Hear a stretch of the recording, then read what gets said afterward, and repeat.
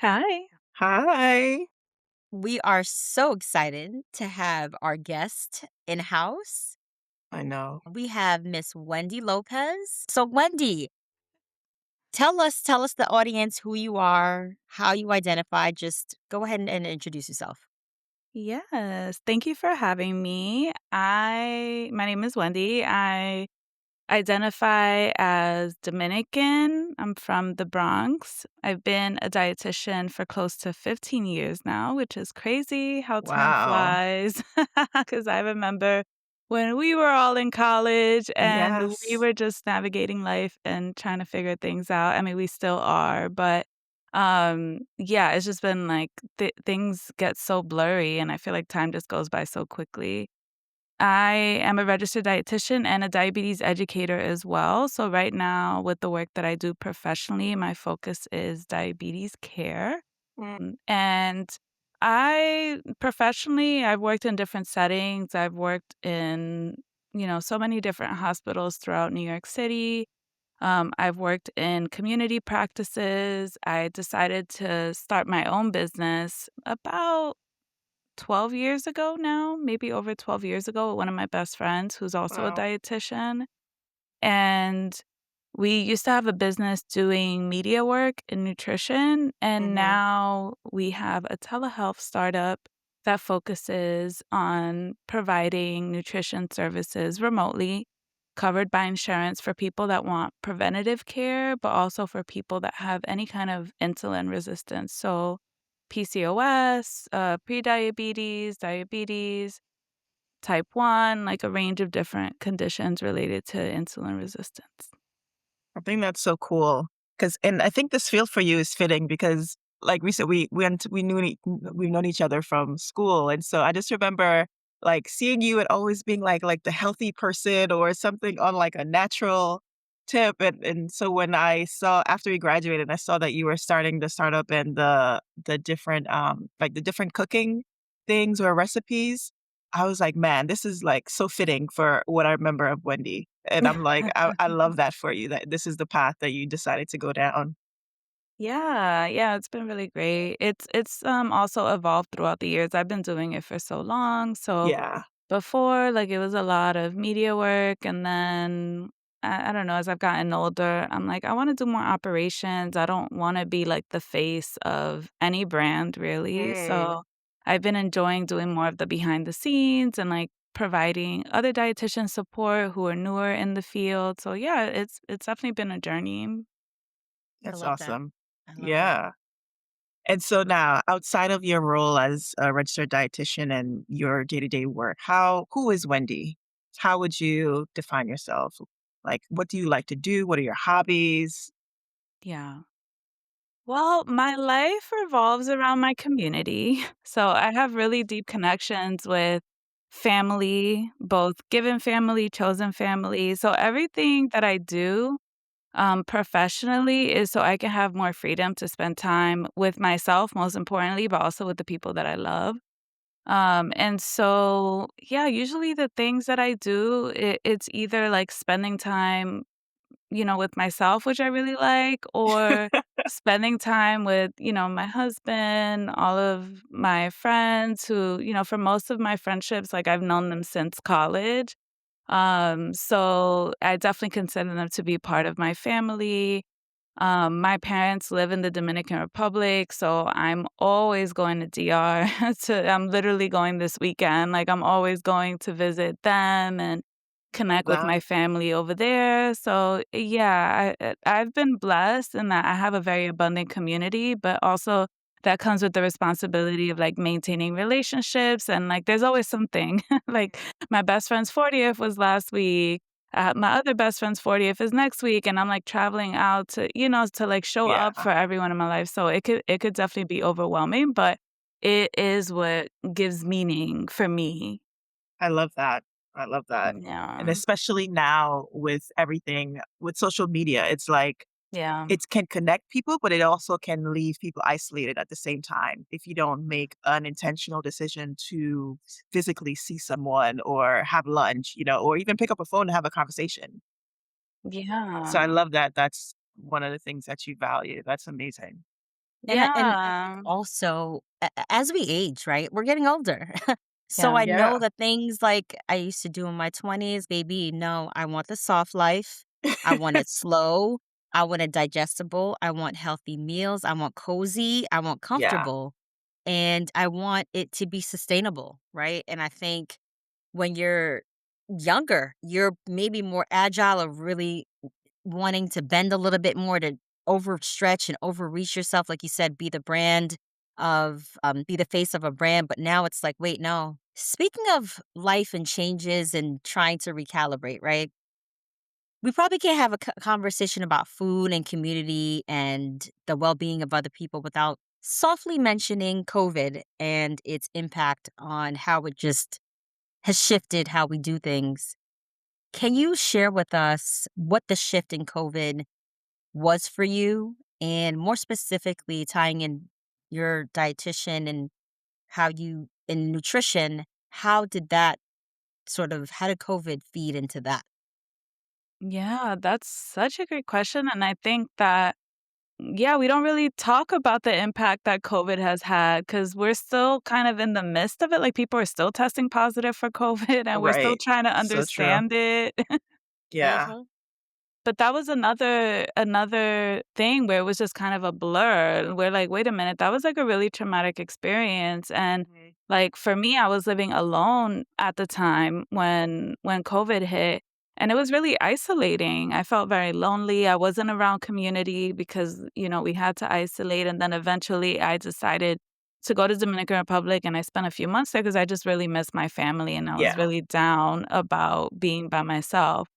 But yeah, I think with just like coping with the emotional part and like the stress of COVID, that affected people in different ways from the nutrition standpoint. Cause some people do cope through food, right? So I've seen it play out in different ways. For me personally, I'm pretty in tune with like eating and nutrition. So there weren't like really any drastic changes that were happening. It was more so with my activity levels because I wasn't able to go out. And so I wasn't as active, and that, really affected me. And I was also living in New York City at the time. I feel like it was during COVID in on like social media, this whole idea of like food as medicine just kind of like blew up. What's your take on that and the whole concept of like food as medicine and now this kind of wave of people Mhm. being more aware of that in their daily life? Yeah, I think part of the reason why people became more aware of it is because they were spending more time on social media because a lot of us were working remote Yeah. and we had more access to like Instagram, and TikTok had a huge boom too these past few years. And so we've gotten sucked into all of this wellness content. Hmm. And it's very tricky because I mean, I think it's great that people are becoming more interested in their health and what they're consuming, but also it can become very obsessive. Like there was a lot of disordered eating that came out of that and that continues to come out of that because people get fixated on eating perfectly or eating what's considered like the right way, like, oh, it has to be organic, it can't have any kind of pesticide residue, Yeah. and then it just becomes so rigid that it becomes disordered, and it becomes really stressful. Like food and ends up becoming really stressful, and also like just as farm to table is huge in our cultures, especially in the Caribbean. So is like joyful eating. Like food is always a celebration. You gather, you Hmm. break bread with family, with friends, and usually in many of our cultures, these celebrations revolve around food. And Right. so when you take on this approach that is very rigid, it kind of sucks the joy out of food as well. So I think it's all about finding a balance. I think it's important to make like informed decisions about your food. And of course, like eat in ways that are nutritious. That's why it's great to work with a dietitian if you're not sure like what that looks like for you. But also like it's very easy to go into the deep end where you're just like freaking out about everything and you're like, okay, I don't know what I should be eating, you Yeah. know? That's such a great question, right? That I think a lot of us are thinking about. And so, in your mind, in your eyes, as a dietitian, what are the top 5 foods that you're saying as just a a society, we're just not getting enough of? Are there any particular foods or any aspects of food that we're just simply not getting enough of? Can you speak more on that one? Yeah. Well, the top ones are gonna be vegetables and fruits, like, very basic. I feel like we're not eating Yeah. enough fiber. I know that's right. Yeah, and, like, there's been such an emphasis in the recent years on protein, like, Oh "Oh, my the gosh, this yeah. is how you can get more protein," and, Yeah. you know. If I see another TikTok on chicken breasts, it's like, "Oh my Yeah. gosh." Yeah, protein has been having a moment for a while, but Mhm. there's not enough emphasis on fiber, so I think vegetables, especially those non-starchy vegetables like your dark leafy greens. I think seasonal eating is actually a really great strategy to diversify the vegetables that you're having and the fruits too, because it's always going to change, right? Like during the cooler months, you're going to have vegetables that are more hardy. During the spring and summer, you're going to have so much variety. And you can do it in a way that's like culturally relevant to you. Like in Mhm. the Caribbean, we're not necessarily eating kale, but we have eggplant, we have okra. Or Yeah, we have collard greens. callaloo, Yeah. Mhm. all types of salads, all types of herbs, tomatoes, cucumbers. So, just like thinking about the ways that you would enjoy it, I would definitely recommend. And then I would also say whole grains are another Okay. one that I think are often overlooked, and I don't think you have to only eat whole grains, like, for cultures where rice is like a cultural staple, Yeah. like, my mom would never eat brown rice. She's like, Yeah. "I like white rice, the texture," and I'm like, "That's fine. We can just add fiber to it, like, you could just have it with a lot of vegetables and then with your protein, etcetera." Mhm. But if you're open to it, it could be good to incorporate more of those whole grains like brown rice. You can also do quinoa, corn tortillas. Like there's different bulgur. There's different types of whole grains that you can incorporate as well. You asked for five, so the fourth one I would say is healthy fats, and those would be like avocados, nuts, seeds, chia seeds, flax seeds. Like you can incorporate those into your smoothies as well. Yeah. Yeah, and then I would also encourage people to eat more plant forward because that can look differently. It's not necessarily like, oh, just eating more vegetables, but maybe you try things like beans and tofu like once a week just to like diversify your meals and so that you're Mhm. getting more plant protein and you're not eating as much of like the saturated fat that comes from the animal protein sources. Yeah. I think that that's so good because so I always think about like, probably one of the most annoying questions I get every day is, "What's for dinner?" And I'm just like, "I'm tired. I gotta think about Who's work." asking you that? Like, my kids, "What's for dinner, mommy?" Oh, And okay. I'm Yeah. just like, "Give me a minute." I don't even know. What are some things you may tell some of your clients or patients on how to incorporate, healthy eating in a practical way within their busy work week? Yeah, because that's me as well, and I would say trying to simplify eating is gonna be helpful, so just having, like, your go-tos. Like, for example, when I don't have a lot of time, I get home, I'll just do, like, a chicken quesadilla, and it'll be, like, literally just, like and it's okay to buy pre-made, like, there's this idea that everything has to be made from scratch and that that's better for Yeah. you. Yeah. That's not the case, like, you could buy a rotisserie chicken that's already like, it's already cooked. Trader Joe's has, like I'll buy a bunch of, like, grilled chicken, like, different seasoned, like, grilled chickens from Trader Joe's, and just, like, things where it's, like, in 5 minutes you have a meal. Okay. And that's gonna be much better than, like, constantly ordering out or just, like, going hungry, like, just having those convenient foods that Mhm. you'll be able to, like, whip something up really quickly.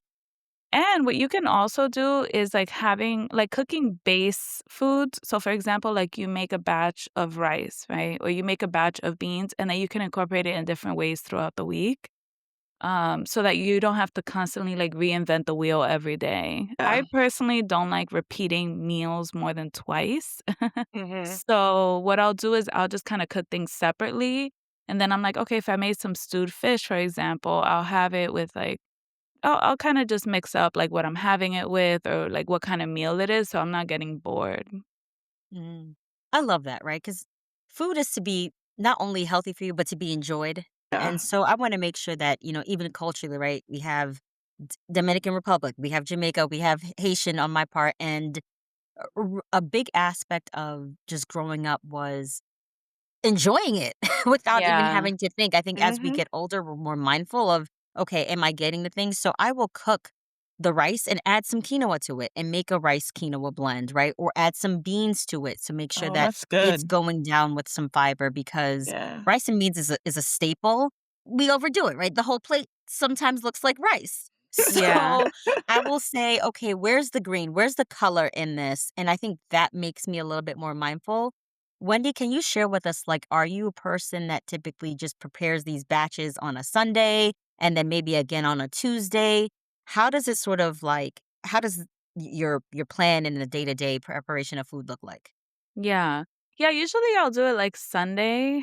I'll do it for, like, half the week, and my husband and I both cook, so, like, we'll kinda alternate. So I'll make food for, like, half the week, and then he'll make food for the other half of the week, but we try to plan it on Sunday so we know what to buy. And then, we're still kinda making little things throughout the week. We both work from home, so it's a little different, right? Like, we have the convenience of, like, just hopping to the kitchen and, like, Yeah. quickly whipping something up.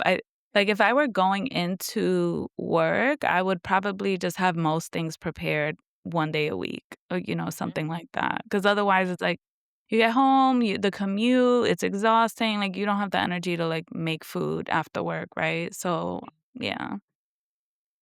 So, with all of this and, you being in practice for so long, is there anything that is surprising or alarming that you've learned about food? Whether it be about sourcing or I know a lot of people are now getting into small gardens on their windows. What are some few things that is surprising or in a good way or bad about food these days for you or to you?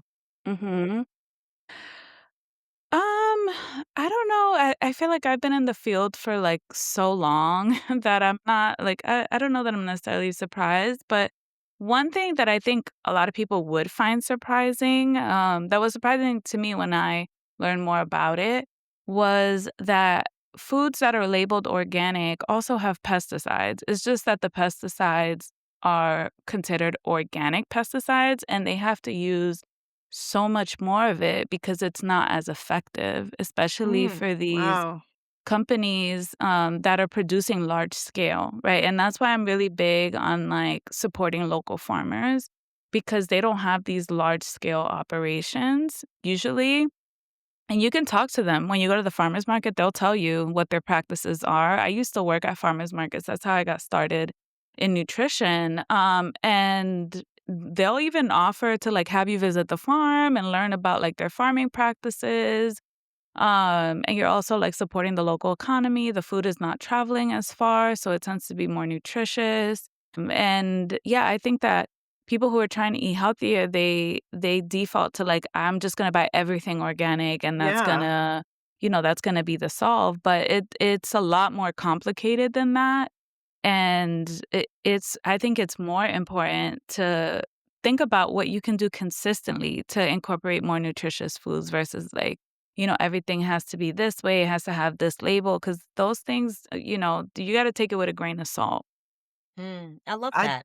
Yeah, I definitely learned something. I didn't know that it was just a big difference in that they could potentially be using more pesticides Oh, than yeah. regular food. And, as so Cassandra and I are both breast cancer survivors. And so when I was first diagnosed, and after going through all the testing, I had like no genetic predisposition for it. And, I thought I was living a pretty ideal healthy lifestyle. Mhm. I probably, missed a couple weeks of working out and stuff, but overall, I thought it's I just didn't understand how a cancer diagnosis could be like something that I was going through at the time. One of the things that I was thinking about was food, because I was the type of person that I would eat whatever I want because I would work out, right? And then Mhm. after having children and, starting a career, things got so busy that I wasn't necessarily working out as much, but I tried to kind of adjust, like, the type of things that I would eat. And so I was thinking, "Man, like, what I ate, did I eat something wrong over the years that accumulated into something that that cause this breast cancer, just trying to kind of rationalize how this could have possibly happened to me.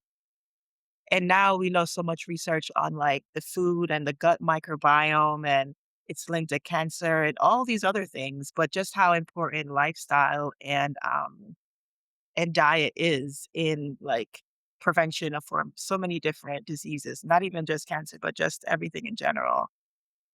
But it's costly, it's expensive to do these Yeah. things, and not everybody can afford this. Even me who have a good job, yes, but it's expensive for me, and I'm just like, how do people balance buying organic with buying what's affordable for them and their families, and especially for their children if they're trying to like be stay on a budget at the same time of making healthy decisions for themselves.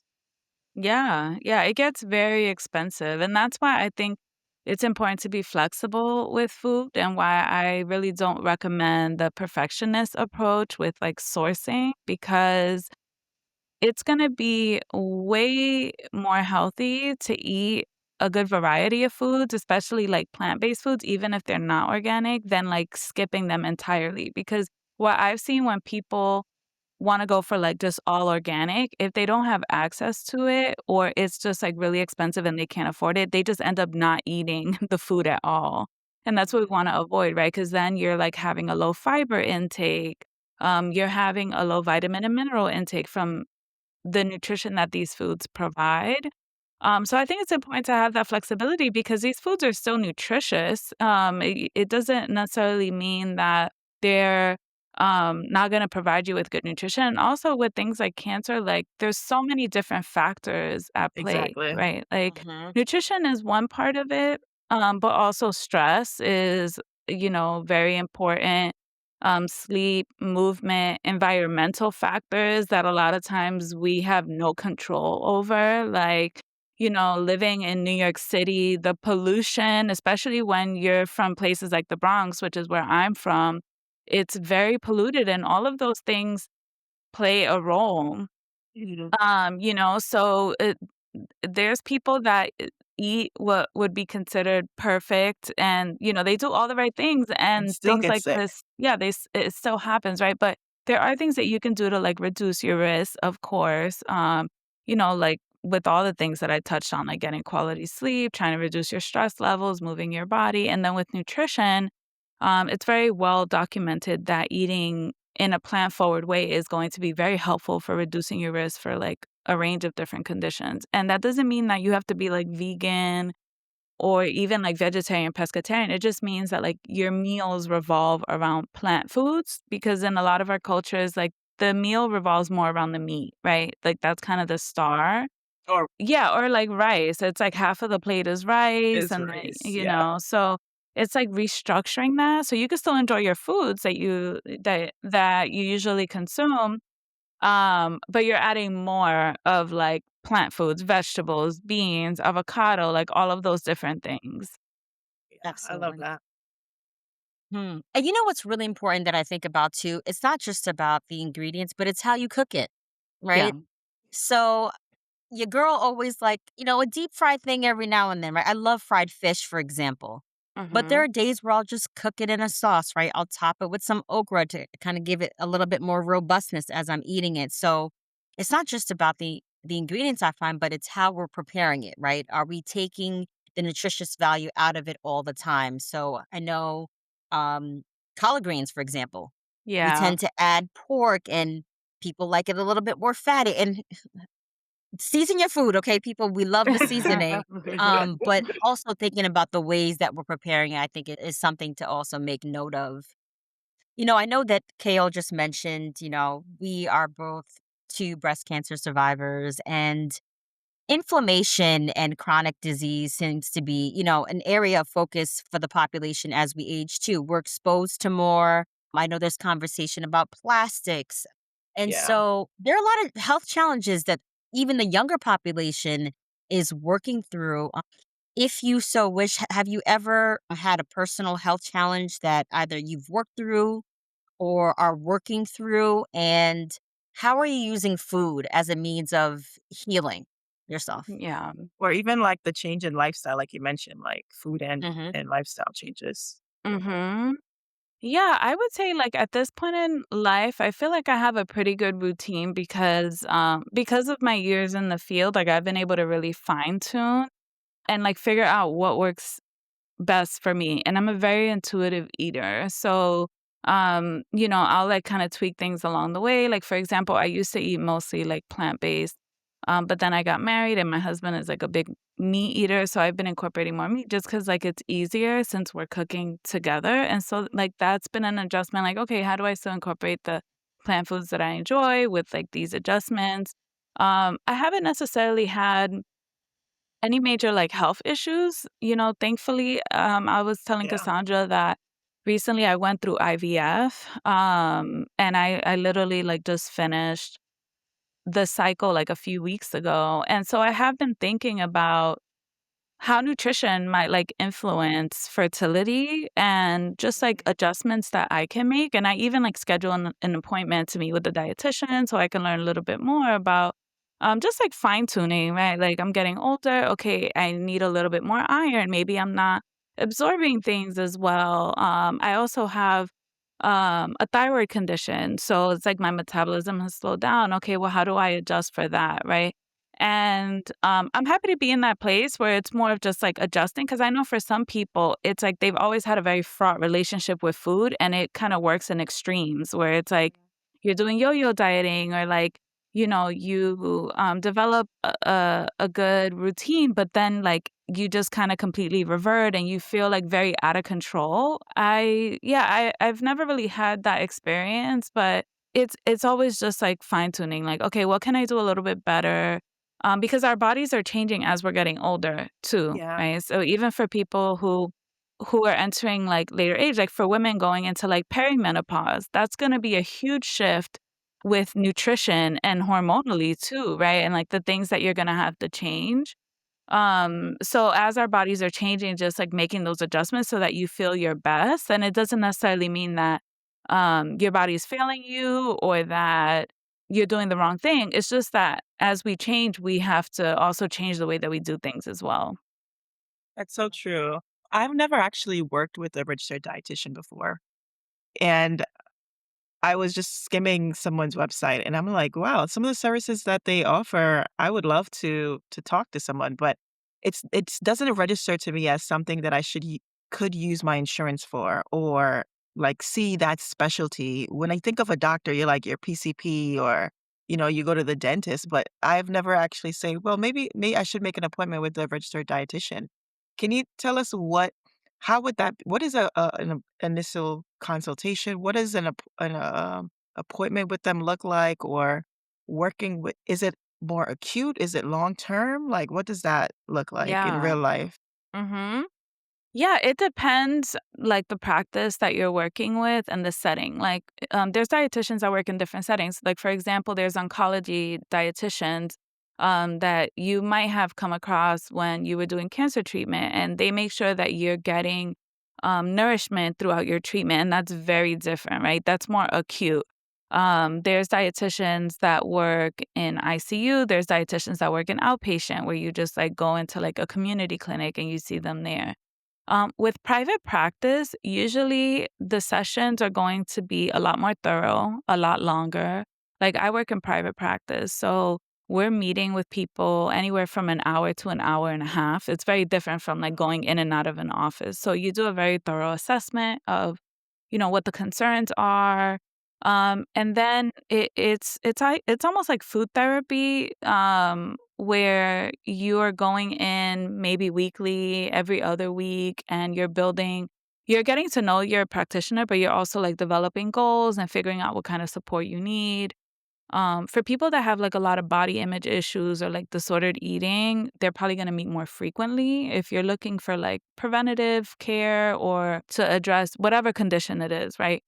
Then, you might start weekly, but then you go to biweekly and then you go to monthly. But with our patients, we usually work with them for at least a year. Like they come to us pretty Okay. consistently. And also, like, they have a care team, right? So you mentioned like PCP. A lot of people don't know that a lot of these services are covered by insurance. So, like, there's a therapist that's involved. and we might collaborate with them if there's, like, disordered eating happening, for example. Endocrinologists, oncologists, like, we collaborate with the whole healthcare team to make sure that we're all on the same page about what the approach is gonna be. Mm, So, yeah, it's important to take advantage of your insurance benefits. Like, for most of our patients, they don't pay anything, and they get covered for unlimited sessions. So, yeah, That it's a really good, I mean, that I've never, like, consulted with a dietitian, but, like, I've paired my husband with, like, some of our dietitians so that he can work with them, and I told you, like, now I'm on this fertility journey, and I booked my appointment. I was like, "I wanna see a dietitian to see, like, maybe there's something I don't know that they could suggest." It's the same yeah. thing with therapists, like, we recommend therapists seek therapy as well, it's very similar. I love that, Wow. right? Because health is really a holistic approach. I love how you mentioned like there's multiple physicians and health practitioner professionals working together to address, right, you as an individual. I know we mentioned small things like food, moving your body, community. Part of Stage Hope is really tapping into just the joy and hope in the mind, right? So, can you tell us, like, from a spiritual practice or a mental health or mindfulness practice, how does that play into your health and your hope in life? Mhm. Yeah, it's my practice is always evolving, but it's very subtle, I would say, like, I always start the day doing, like, some deep breathing and meditation, and I just, like, I incorporate it, like, I wake up, and before I actually, like, get out of my bed, I'll just kind of do it, for, like, maybe 10, 15 minutes. I pray, and again, that's very subtle. I'm not necessarily like going to church or anything like that, but I just incorporate it into like my day to day in a way that feels like authentic to me, and it feels, Mm, yeah, I'm very intuitive with that too. Like I kind of take what I need. I'm like, okay, I feel like this is what I need to do right now. Like when I go to DR, for example, with like my ancestors who have passed away, like my grandparents, for example, I'll go and visit them and I'll pray to them and I'm a very strong believer in that way that like I'm very well protected and like I feel very connected to a higher power. So I think that definitely helps, especially in hard moments when you're struggling, whether it's like with your health or just like in life. I feel like it really helps to ground you and give you perspective. So yeah, those are some of the ways that I incorporate it. I love that. Okay. Yeah. So, speaking of just working through challenges, working through life, part of Sage Hope is just exactly that, right? How do we provide hope and joy and purpose as we move forward in, our respective endeavors? So, can you share with us, like, how do you personally find hope in your life, in the work that you do, or even just personally as an individual? Mhm. Yeah, especially during challenging times, what gives me hope is knowing that everything is temporary, right? Like whether it's good moments, bad moments, just blah moments, like everything is temporary and things pass, right? So practicing presence to me is really important. Like, let me just fully dive into what I'm feeling right now so I can experience, like, the depth of those really great moments and also the depth of, like, the not so great moments. I'm very much like a feeler. I'm a Cancer too, so I'm just like, I'm okay just crying through my day if I need to. I'm okay just, like, fully diving into whatever it is that I'm feeling and just, like, being with those emotions. And yeah, I think just, like, practicing that presence is really important, and then also just being like, "Okay, there are better days to come if you're going through a really hard time." And also looking at the track record, right? Like if you look at your life and the hard moments that you've had, you always persevere because we're very resilient people. So kind of using that as proof of what is to come, because it's like sometimes we just kind of like stay in the funk and it's like, okay, no, I've gotten through hard things before. yeah. I love that, right? Because growing up, let me not share the elements, but being first daughter, Mm, being of the Caribbean, it is very easy to dismiss emotions, right? And a lot of the practice was just like pray it away, right? Pray it, Yeah. mm, or this is not worth crying about. So I love that you even mentioned that you allow yourself to even process the emotion, right? Because I'm learning to do that now. Just release it, right? There's a Yeah. unnecessary tension that we hold when we're trying to just be this big shrug, women of color. We already have enough. And I think when you hold space to let yourself like debrief in that way, it releases tension in a way that I'm inviting now in my life. I'm not seeing as a sign of weakness, but my mother-in-law, should she ever watch this, she mentions like crying is like weakness leaving the body, right? So whether it be pain or tension, I choose to change it. It's like it's tension wanting to sort of make its way out somewhere, right? And Yeah, it's a so, stress reliever too. yeah, it's a stress reliever. Mhm. So I think oftentimes we don't, especially our men, they don't leave room to do Yeah. that. So it's something that I constantly think about as, my husband and I sort of make this life together because the lift can be heavy at times. So thank you for that. Absolutely. Yeah, it's important to also just like sit with things because I think we're in this like fast-paced culture. We're always rushing Yeah. to like the next best thing, and like social media has not helped with that. So like you might not be feeling great and you're just like focused on like how can I feel better? How can I feel better? Like what's next? What's next? Or like you're experiencing a great thing and you're like, okay, what's the next best thing, right? Mhm. Versus just like sitting with whatever it is, enjoying whatever it is or, like, not enjoying it, you know? So it's, like, really this practice of slowing down is something that I am, like, fully embracing as I'm entering my 40s, because, yeah, I look back and I'm like, "Damn, like, these past few years have kinda been a blur, like, it's been so much going on." Like, okay. Yeah, the younger generations, they're overstimulated, right? They So are. we had commercials. And Yeah. now, God forbid, like, YouTube is on and I'm giving them something educational.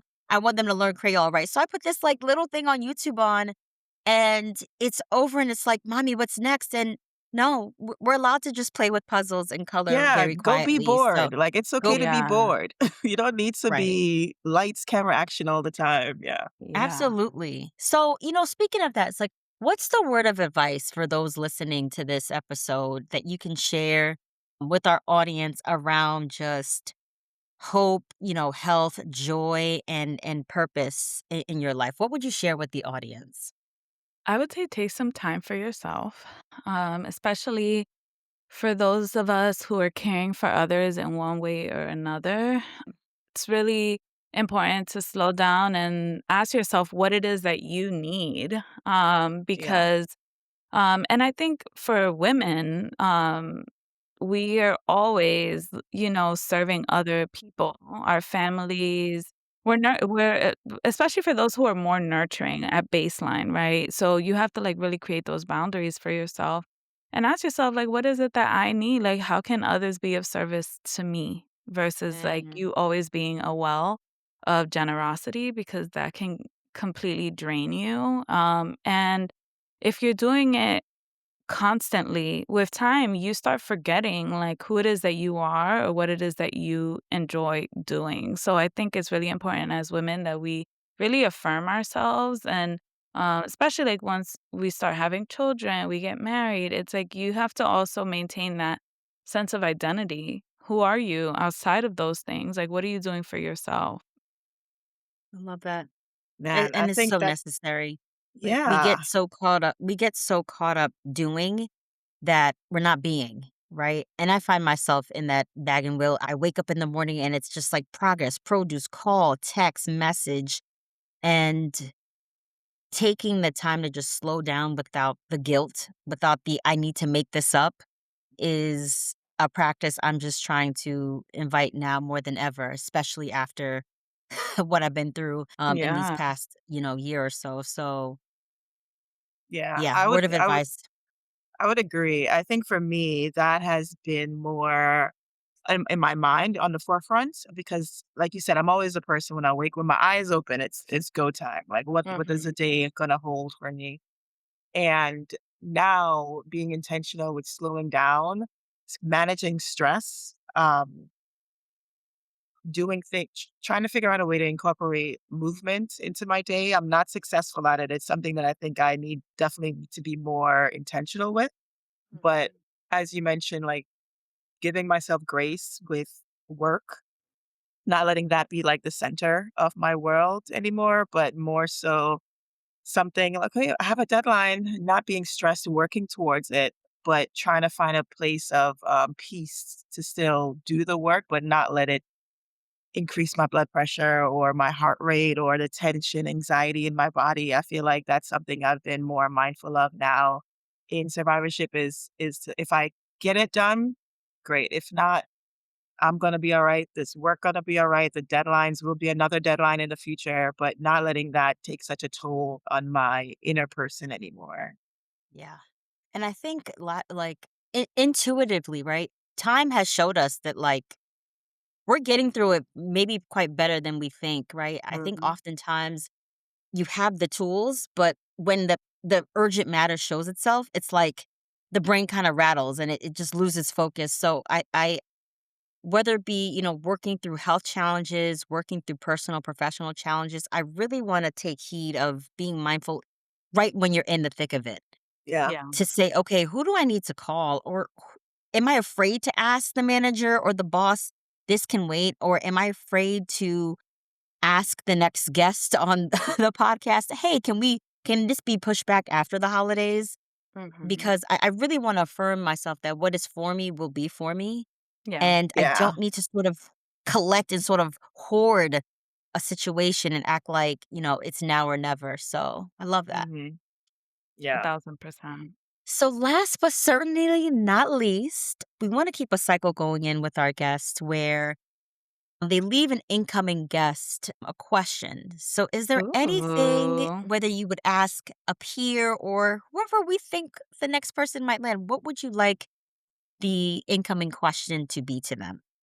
So, tell us, is there something that someone would not expect of you, right? Something I can't Google, I wouldn't know of you in your professional practice. What is something that we don't know about Miss Wendy Lopez? Well, something that you know, Cassandra, but many people don't know is that I really like home design and renovation. Yes. And she's good at I it, was gonna y'all. talk about I've been Tap following into it. your construction in DR now. It's amazing. Like the tiling, the artwork, the paint. I love it. I really She's like it. fantastic. And I'm like, career change? I don't know. But that's something a lot of people don't know. I enjoy doing it. And yeah, it's like creatively, I feel like it helps to just fuel those like juices for me. Mm. But the question I would ask for the incoming guest is how do you make time for yourself? Because I think that'll give us all ideas, right? Like we're always Yeah. I think it's like we're always looking for ways to take care of ourselves better. So it would be great to hear that from like the next guest that comes on cuz maybe we'll get some gems from that. I Yeah. love that. I love that. Okay. Oh, thank you. So we're going to make note of that. Where can people find you? Where do you want people looking out for you, your Yeah, information? to connect with you. Thank you. So you can go to diabetesdigital.co. That is my business for nutrition counseling. We offer preventative nutrition and nutrition for all types of health conditions, fully covered by insurance from the comfort of your home. So yeah, you can check us out there, and through there you'll find that we have a podcast as well, and we also we're on socials and everything else, so you can check us out there. That is so cool. I love it. I Yeah, love thanks it. for Thank having you for me. being here. We love you. And So much. And shout out to Sigma Gamma Rho that brought us all together. Yes, I right, know. I'm like, child, like 20 years later. Oh, right. man. You never know what a connection where it might lead. So I'm happy about this. I'm happy about it. Yeah, I'm happy we got to reconnect, and I'm so excited about your podcast. Thank Yeah, you. I feel like more of these conversations are needed. So I love that you're using this as an outlet to like just make sense of everything happening in your life, but also connect with other people who are experiencing similar things. Yeah. Awesome. Yeah, that's the goal, and it definitely came out of a struggle, a life experience that was unexpected, but I think Yeah, so many beauty comes out of ashes. You know, the Bible says we make beauty out of ashes, and I think this is something that can be born from a period in our life that was such a challenge. 1000%. Thank Love you it. for the work you're doing, ladies. Thank Thank you you. for being with us, Wendy. This is amazing. Great.